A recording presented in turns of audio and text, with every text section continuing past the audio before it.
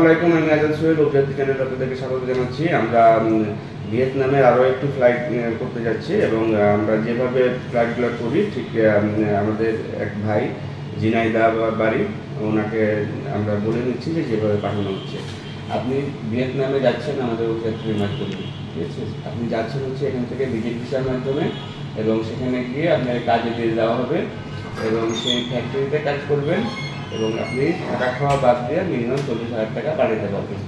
এটাই আপনার সাথে কথাবার্তা হয়েছে আমাদের। মানে আপনি যদিও উনি হচ্ছে যে এখন আমাদের এক বড় ভাইয়ের মাধ্যমে আসছে, কিন্তু যে কথাটা তো এই নাকি, কারণ আপনি এখান থেকে ভিজিট ভিসা নিয়ে ভিয়েতনামে যাবেন, সেখানে যে আপনাকে আমাদের লোক রিসিভ করে নিয়ে যাবে এয়ারপোর্ট থেকে রিসিভ করে আপনাকে কোম্পানির কাছে দিয়ে আসবে। যে কোম্পানিতে কাজ করবেন সেখানে আপনি থাকা খাওয়া বাদ দিয়ে আপনি 40,000 টাকা যেভাবে আসুক না কেন আপনি 40,000 টাকা পাঠাতে পারবেন, ঠিক আছে? এটা হচ্ছে যে আপনার সাথে কথা।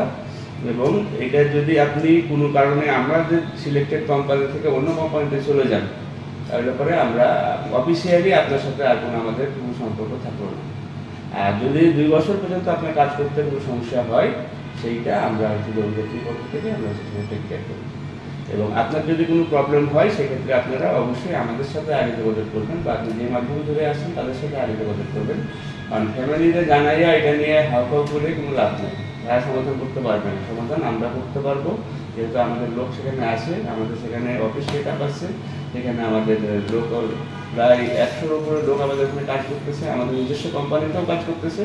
কিন্তু আপনি যেখানে কাজ করবেন সেখান থেকে 40,000 টাকা আপনি বুঝে পাইলে করে আপনি হ্যাপি থাকবেন, যেহেতু আপনার সাথে কথা হয়েছে, ঠিক আছে?